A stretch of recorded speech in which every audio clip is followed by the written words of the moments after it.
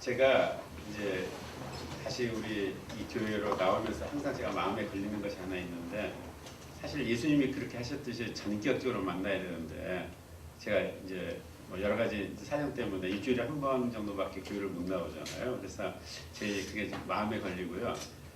이제 조금 이제 기도를 좀 해주실 것이, 이제 제 시간을 좀 조정을 하셔서 제가 다음 학기 때는 일주일에 꼭 2번은 나오도록 단계적으로 그게 됐으면 참 좋겠습니다. 그래서 제가 잠깐 이제 제 지난 일주일 동안을 좀 여러분들에게 말씀을 드리면, 목요일부터 제가 굉장히 바빴어요. 그래서 전국 일주일을 했습니다. 목요일부터 차로 몰고 그 목요일날 저녁 때 부산에서 학회가 하나 있었었는데 제가 그때 꼭 와야 된대요. 그래서 이제 여러 가지로 계산을 해보니까 도저히 이게 대중교통으로는 안 되는 거예요. 뭐 제가 여러 가지 생각을 했습니다. 익산에다가 이제 차를 두면은 하루가 그 주차가 무료거든요. 그래서 익산에다가 하고, 그 다음에 이제 그 우리 이혁수 형제님께서 거기를 끄떡끄떡 하시는데 아마 제일만 이해하실 거예요. 그래서 이제 뭐 대전에 가서 다시 KTX 타고 부산에 갔다가 뭐 이렇게 동선을 한번 그려볼까. 그래도 제가 대전에 또 일이 있었거든요. 그래서 이제 아무튼 여러 가지 생각을 하다가 결론은 차를 가져가자. 그래 이제 차를 가지고 이제 그 전주에서 이제 저기 중부고속도로를 해가지고 이제 남해고속도로 타고 부산에 갔어요. 그리고 이제 부산에 가서 그 다음날 다시 또 차를 몰고 아침 8시에 일어나서 대전에 와가지고 거기서 1박 2일 있다가 어제 차를 끌고 서울에 왔으니까 이제 거의 우리는 그러니까 강원도 지역을 빼고 제가 뺑 돌았습니다. 차로. 항상 이게 바쁘다 보니까 제가 이제 그 또 하나의 이제 제 젊었을 때부터 기도 제목이, 도대체 에녹은 어떻게 주님과 동행하는 삶을 살았길래 말씀에 그 365년, 더군다나 365일이라고 딱 맞잖아요. 그러니까 어떻게 에녹은 하나님하고 동행하는 삶을 살았을까. 그래서 저도 이제 언제부턴가 나도 할 수 있다 한번 그 방법을 생각을 해보자. 그래서 이제 운전하면서 뭐 기도를 할 수가 있잖아요. 그래서 이제 제가 이제 하는 방법 중에 하나가 뭐냐면, 여러분들에게 좀 이제 비법을 가르쳐 드리면은 운전을 하면서 기도하는 겁니다. 그래서 이제 예를 들면 진주를 지날 때는 여기 그 강지원 우리 형제님 어머님 여기서 혼자 사시겠구나. 그래서 이제 우리 강지원 형제님을 위해서 기도를 하는 거예요. 부산에 가서는 여기서 이제 우리 이우정 장로님 가정이 여기서 지냈구나. 여기서 왔다 갔다 하면서 뭐 해운대도 가서 뭐 친구들이랑 놀러 다녔을 거고, 뭐 이제 이런 생각을 하면서 이제 그 가정을 위해서 기도를 합니다. 또 이제 우리가 김천을 지날 때는 이제 대전에서 이제 부산에서 차를 몰고 가면 김천 지나잖아요. 지나면 여기 우리 신경 교수님 고향이 이 근처에 있겠구나. 여기서 9살 때까지 사시다가 저기 서울로 가셨겠구나. 또 이제 신현선 선생님도 거기 계시니까 또 그 가정을 위해서 기도를 합니다. 이제 이게 제가 하는 방법인데, 오늘 아침에도 이제 차를 몰고 오면서 그 여기 그 성대역에서부터 이제 이쪽으로 들어오는 길이 있잖아요. 그래서 이제 거기를 지나면서 이런 생각을 하는 거예요. 여기서 얼마나 많은 학생들이 그 뭐라 그럴까 힘들게 살고 있을까.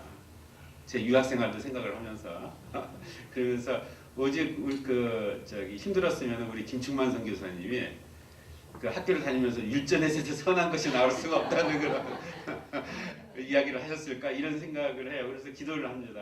여기서 얼마나 많은 그 귀한 인생들이 여기서 고민을 하면서 여기서 이렇게 살까. 그러면서 이제 제가 이제 생각하는 게, 도대체 우리는 무엇을 쫓으면서 살고 있을 것이냐. 여러분들 혹시 그러니까 쫓는다라는 그 영어 단어가 뭔지 아세요? 우리가 영어도 또 배워야 되잖아요. chase라는 단어를 씁니다. chase, C-H-A-S-E. 여러분들 혹시 70년대 굉장히 유명했던 드라마인데요, 하버드 대학의 공부벌레라는 영화가 있었어요. 그리고 이제 이게 제가 이제 그 네이버 검색을 해보니까, 내 선생님한테 물어보니까 거기에 1973년에 나온 영화인데, 이걸 사실은 75년도에 다시 리메이크를 해서 텔레비전 드라마로 만들었습니다. 근데 이제 내용이 뭐냐면은 그 하버드 법대에 들어가는 그 하트라고 하는 학생, 이름도 참 재밌죠? 하트라는 학생이 아이오와 깡촌에서 올라온 학생인데요. 얘가 이제 그 뛰어난 수재들이 모이는 하버드 법대에서, 대학원에서 어떻게 서바이브를 하느냐 하는 걸 과정에 그려져 있는 그러니까 드라마입니다. 그 앞에 이제 그 바하의 음악이 그 텔레비전 드라마에서 바하의 음악이 규칙적으로 딱딱 나와요. 바하의 음악이 굉장히 규칙적이거든요. 그러니까 다시 말해서 이런 규칙적인 생활을 하지 않으면 너는 탈락이야. 그런 의미가 들어있는 것 같아요. 그러다가 갑자기 자명증이 땡 하고 울립니다. 그럼 이제 그때부터 시작을 하는 거예요. 우리 여기 이강호 형제가 안 보이는 것 같은데. 그러면 이제 그때 이제 이 하트는 여기 있구나.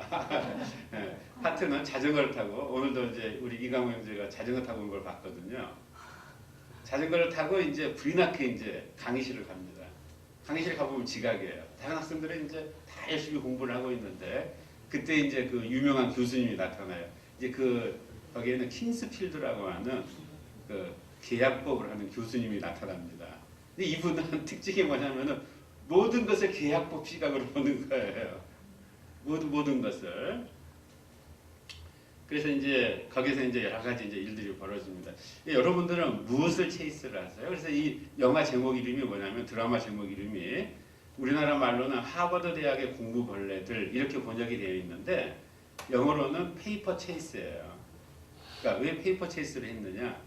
원래 체이스라는 뜻에는 인간의 성공적인 것을 쫓아간다라는 뜻도 들어있대요. 영어 단어에.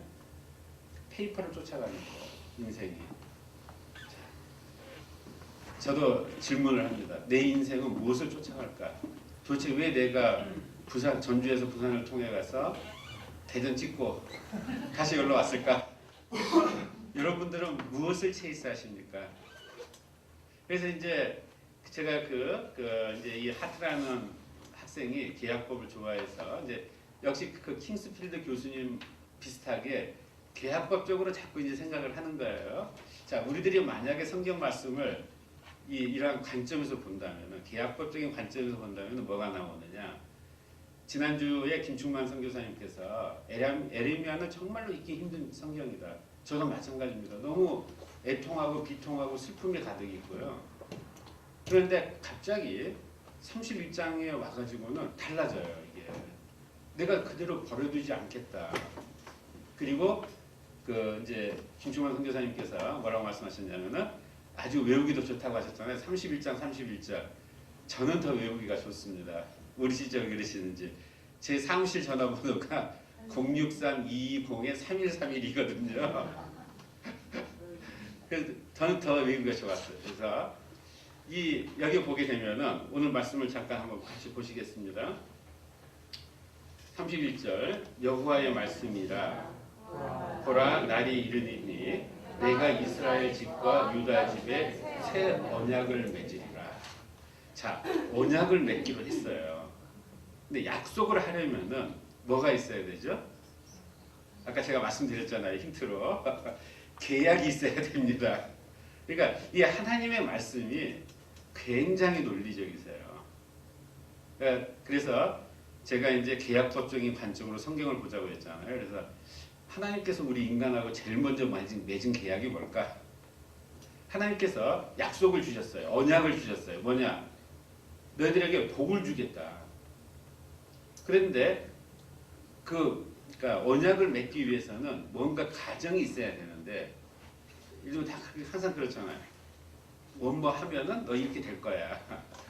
그렇지 않나요? 그런데 자, 그 가정이 뭐냐면은 선악과를 따먹지 말라는 거였어요.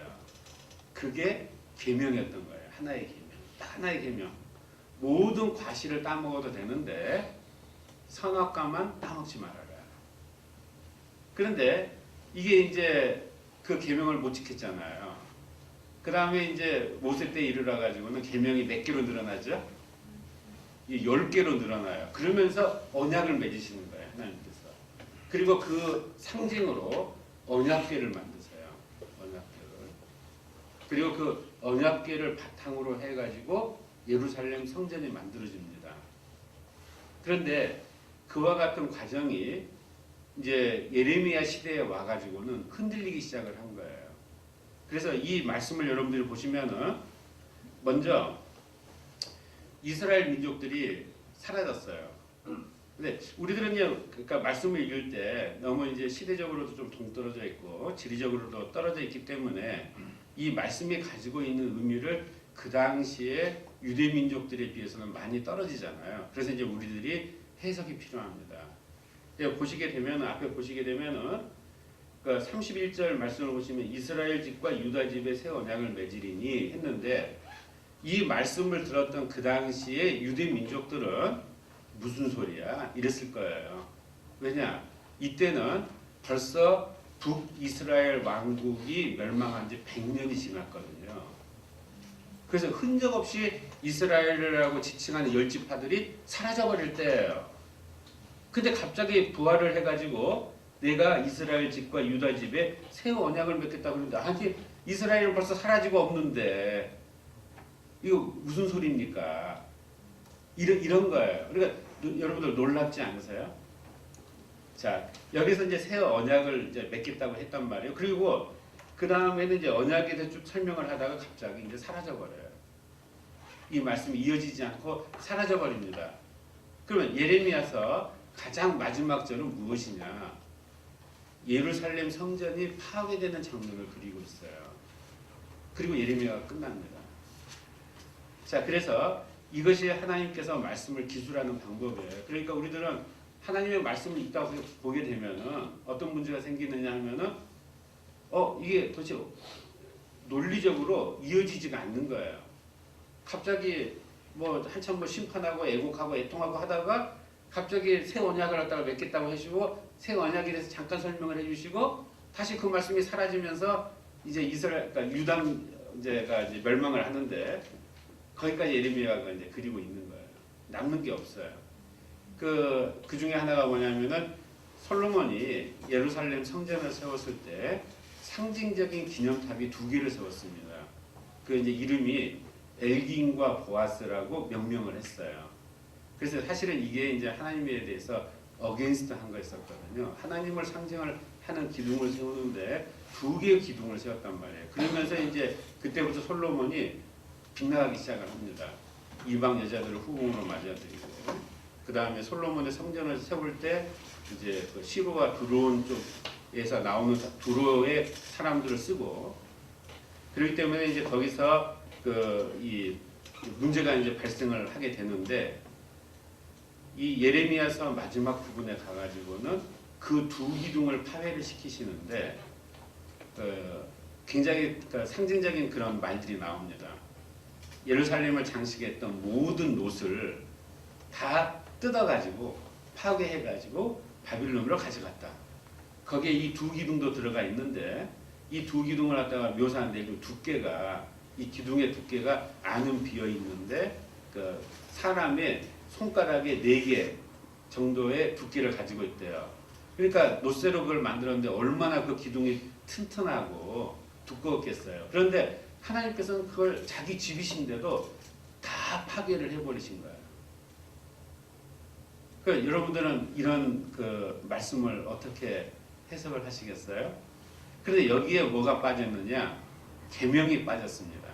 다시 말해서 우리들이 아까 제가 이런 말씀을 드렸잖아요. 그 계약법적인 관점에서 봤을 때 언약을 이루기 위해서는 가정이 들어가야 되는데 그 가정이 빠진 거예요. 계약이 빠진 거예요. 그러니까 이래서 이제 사실은 아까 우리 브라이언 형제가 이 성령의 감동에 대한 간증을 했는데 굉장히 귀한 간증이죠. 그러니까 다시 말해서 우리들이 하나님의 말씀 속에 하나님 말씀은 선택받은 사람들만 사실은 이해할 수 있게 하나님께서 쓰셔야 되거든요. 그래야 사탄이 들어오지가 않아요. 우리들은 훈련을 해야 됩니다. 이 하나님의 말씀을 보는 것을. 그러면은 우리들이 하나님의 말씀을 이해를 하려면 어떻게 해야 되느냐? 철저하게 하나님의 관점에서 생각을 해야 되겠죠. 하나님의 관점은 뭘까요? 다시 말해서 하나님께서는 우리 인간들하고 계속 언약을 맺으세요. 첫 번째는 아담을 통해서 맺은 언약이 첫 번째죠. 자, 두 번째 언약은 어디서 나오냐면 아브라함을 통해서 맺은 언약이 나옵니다. 근데 아브라함을 통해서 맺은 언약이 12장에서 1절부터 3절까지의 말씀인데 창세기 거기 보게 되면은 너를 민족을 창대케 해주겠다고 그러셨어요. 자, 그런데 제가 지난번 말씀을 통해서 아브라함의 그 가문을 갖다가 그 묘사를 그러니까 잘 여러분들이 해보시면은 이건 완전히 다 가문이 멸망을 당한 거예요. 그러니까 무슨 딱 한 명이 남았는데 아브라함, 그다음에 조카 롯은 또 따로 떨어져 나갔잖아요. 어떻게 민족이 일어나냔 말이죠. 그런데 거기서 한 가정이 뭐였느냐? 떠나라는 거였어요. 본토 친척 아비 집을 떠나라. 그리고 결과는 창대케 된다.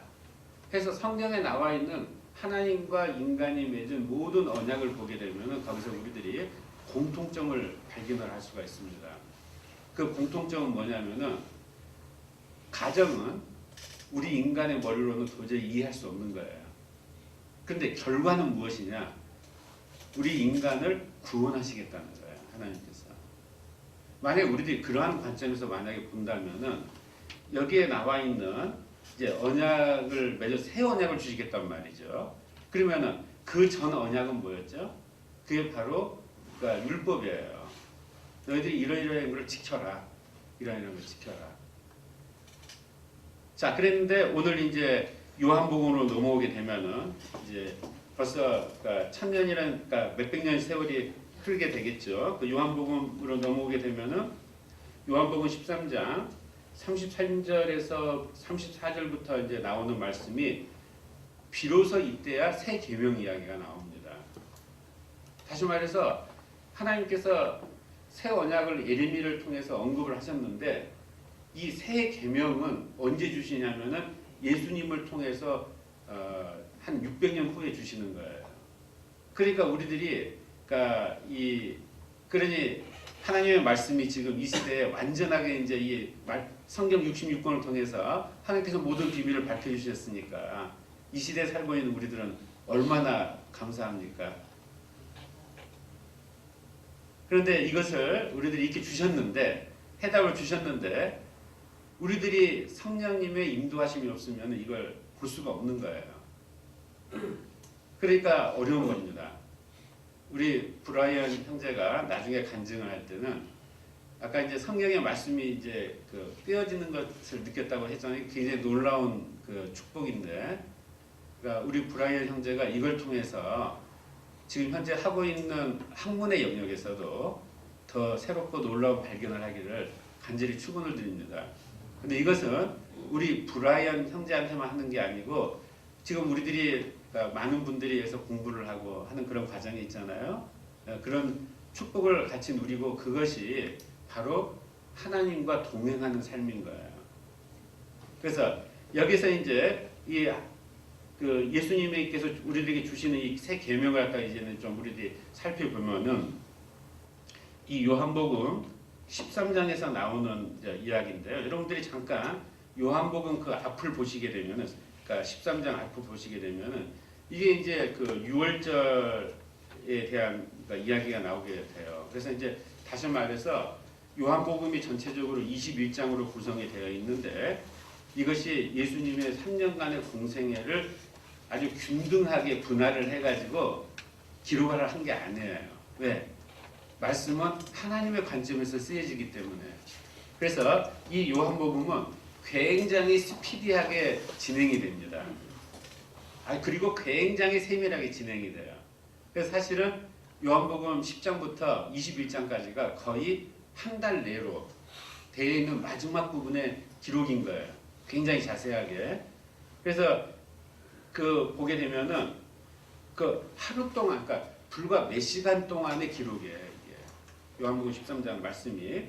그래서 이제 이 6월절에서 이제 만찬에서 나오는 것들이 쭉 있는데 13장을 보시면은 저녁을 먹는 중에 그 전에 사탄이 가룟 유다한테 들어갔어요. 가룟 유다가 결심을 한 거예요. 예수님을 팔아야 되겠다. 은 30냥에. 그래서 마귀가 이제 듣고 그 다음에 이제 같이 저녁을 먹다가 여기서 이제 예수님이 전혀 그동안에 하지 않았던 일을 하십니다. 무슨 일을 하시냐면은 제자들의 발을 씻기시는 거예요. 그런데 이제 여러분들이 또 이제 그 유대인들의 풍습을 좀 아셔야 되는데 보통 유대 땅은 좀 덥고 그러기 때문에 우리처럼 뭐 옛날에 버선을 신거나 이러진 않고 맨발로 주로 많이 다니는 것 같아요. 그러면 이제 그러니까 식사를 하려면 같이 이제 주로 이제 떡도 손으로, 빵도 손으로 떼고 음식도 손으로 집어먹는 그런 게 있을 테니까 일단 가장 기본적으로 손과 발을 먼저 씻습니다. 그러니까 그 발이 얼마나 더럽겠어요. 그런데 갑자기 예수님께서 제자들의 발을 씻어주시겠다는 거예요, 이게. 그래서 그러니까 이제 거기에서 이제 많은 이야기들이 나오게 되죠, 또 거기서. 그러면서 이제 여기서 예수님께서 단계적으로 중요한 이야기들을 하십니다. 이 중에서는 나를 갖다 팔자도 있고, 그러다가 이제 가룟 유다한테 뭐라고 말씀을 하시냐면은 너가 하고 싶은 일을 갖다가 나가서 행하라. 그러니까 이제 그때도 제자들이 그게 무슨 뜻인지 몰랐다 그래요. 그래 이때까지만 하더라도 예수님의 그 인간을 사랑하시는 마음이 어떻게 그러니까 실천이 될지를 몰랐던 거죠. 그래서 그러한 것을 보여주시고 마지막으로 남기신 굉장히 중요한 말씀을 다시 말해서 가룟 유다가 나간 다음에 정말로 예수 그리스도만 쫓아가려고 하는 그런 무리들이 모였을 때 계명 이야기를 해주십니다. 계명 이야기. 그 계명이 무엇이냐면은 사랑하라 이런 이야기예요. 그러니까 사도 요한께서 아마 이게 굉장히 깊이 와서 닿으셨던 것 같아요. 그래서 이 주제를 가지고 요한 1서, 2서, 3서를 쓰셨어요. 또 마지막으로. 그래서 이제 보게 되면은 같이 한번 34절부터 35절을 같이 읽겠습니다. 새 계명을 너희에게 주노니 서로 사랑하라. 내가 너희를 사랑한 것 같이 너희도 사랑하라. 너희가 서로 사랑하면 이로써 모든 사람이 너희가 내 제자인 줄 알리라. 예수님께서 사랑을 보여주신 거예요. 그러니까 다시 말해서 예수님께서는 분명히 메시아로 오셨다는 걸 제자들이 다 알고 있었고 제자들이 서로 높은 자리에 올려고 서로 막 치맛바람까지 이렇게 하면서 싸웠잖아요. 근데 예수님께서 엉뚱한 행동을 보여주시는 거예요. 제자들의 발을 씻기시는 건 종이나 뭐 종이 해야 될 일을 예수님께서 보여주시잖아요. 제가 항상 그동안에 궁금하게 생각을 했던 것 중에 하나가 뭐였냐면은 왜 목사님들은 예수님의 종이라고 할까? 아니 그러면 원래 우리들은 하나님의 아들인데 목사 되면 종이 되잖아요. 그런데 거기에 놀라운 축복이 있습니다. 왜냐하면은 아들한테는 어떨 때는 계획을 말씀 안 해주시다가도 종한테는 시켜 먹어야 되니까 말씀을 알려주시거든요. 계획을 알려주시거든요. 이 중에서도 하나님의 종이 되실 분들이 많이 나오기를 또 축원을 드립니다. 여러분들께. 그러면 여러분들이 하나님의 계획에 더 가까이 접근을 하실 수가 있으세요. 자, 그리고 여기에서 이제 중요한 것은 섬김의 자세를 보여준 거예요. 도대체 어떻게 사랑하라는 이야기냐? 어떻게 사랑을 하라는 이야기냐? 이게 초대 교회에서 나왔던 숙제였던 것 같습니다. 그러니까 계속 생각을 한 거예요. 도대체 사랑을 어떻게 표현을 할 것이냐? 이게 이제 사도 바울께서 그래서 이제 가장 핵심적으로 모아서 고린도전서 13장을 쓰셨어요. 사랑장이라고 하지 않습니까? 그와 같은 새 언약과 새 계명이 예수님을 통해서 이제 완성이 된 겁니다. 새 언약과 새 계명이 아마 여기에 계신 특히 우리 젊은 학생들은 공부하기가 굉장히 힘드실 거예요. 그런데 우리들이 이 성경의 지식을 우리들이 조금 더 꿰뚫어 볼 수가 있으면은 여러분들이 하고 있는 일에서도 승리를 거둘 수가 있습니다. 대부분이 페이퍼 체이스를 많이 하죠. 논문을 많이 써야 된다.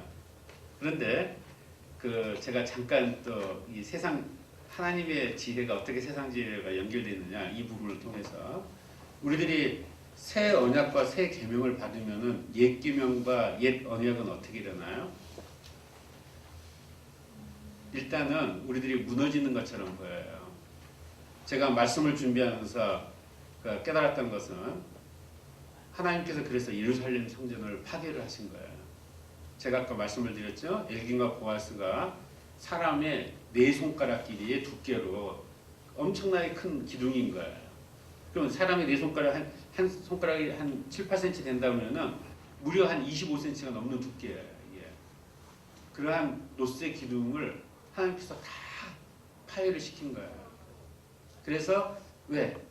하나님께서 새 언약과 새 계명을 주시기 위해서, 새 계명을 통해서. 그러니까 우리들은 여기서 지혜를 배울 수 있는 것은 우리들에게 가끔 고난이 닥칩니다. 크게는 우리 교회에서도 어려움이 있었었죠.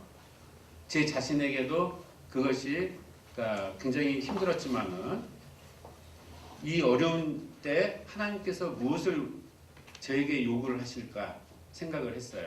근데 이와 같은 깨달음이 저뿐만이 아니고 우리 교회를 이루고 있는 모든 지체들 위해 이와 같은 깨달음을 가지고 있다는 걸 제가 목격을 했었습니다. 그래서 남들에게 어떤 일을 갖다 기대하는 것이 아니고 내가 여기에서 무엇을 할 것인지를 찾아서 이 교회를 지키는 일을 하는 것을 저희들이 목도를 했습니다. 다시 말해서 자발적으로 나오는 거예요. 우리들이 이것을 나누기술에서 자기조립 방법이라고 합니다. 그래서 여러분들께서 이 자기조립 방법을 잘 이용을 하시면은 여러분들이 하시는 일에서 놀라운 결과를 맺으실 거예요. 이와 같은 자기조립 방식에 의해서 다시 우리 교회가 리컨스트럭션이 일어납니다. 또한 우리 목사님 가정에서도 굉장히 고통이셨을 텐데 그럼 왜 하나님께서 이런 고통을 주실까요? 우리들은 다 고난을 받습니다. 왜 하나님께서 이런 고통을 주실까요? 그것은 우리들이 새 언약과 새 계명을 주시기 위해서 그런 고통을 주시지 않았을까요? 아담이 에덴 동산을 떠난다는 것은 거의 죽음이었을 겁니다. 그런데 그 과정에서 하나님께서 또 우리 인간을 다음번 차례로 구원을 하실 더 놀라운 계획을 세우시고 거기에서 더 세밀하게 우리를 가르쳐 주셨어요. 우리들은 그런 것을 계속 배웁니다. 성경 말씀을 통해서. 우리 인간의 생활을 살아가다가 고난을 당하시게 되면은 그것은 하나님으로부터 놀라운 축복을 받을 수 있는 그런 기회라고 여러분들이 생각을 하십시오. 그리고 더욱더 처절하게 자기 자신을 다 내려놓고 그 안에서 여러분들이 재결합을 하셔야 됩니다. 우리 교회는 벌써 그러한 과정을 거쳤다고 저는 생각을 합니다. 이 재결합을 어떻게 해야 될까요? 결합을 시키려면은 묶어주는 것이 있어야 되겠죠. 그게 새 계명입니다. 그것이 예수 그리스도의 사랑이었습니다. 우리들은 오늘 이 말씀을 통해서 과연 우리들의 인생에 있어서 하나님께서 나에게 어떠한 새 언약을 주시고 또 어떠한 새 계명을 주실까 하는 것을 계속 생각하는 그러한 여러분들이 되시기를 간절히 축원을 드립니다. 우리들이 또 마지막으로 이 34절 요한복음 13장 34절과 35절 말씀을 서로 같이 읽고 제가 마무리 기도를 하도록 하겠습니다. 새 계명을 너희에게 주노니 서로 사랑하라. 내가 너희를 사랑한 것 같이 너희도 서로 사랑하라. 너희가 서로 사랑하면 이로써 모든 사람이 너희가 내 제자인 줄을 알리라. 하나님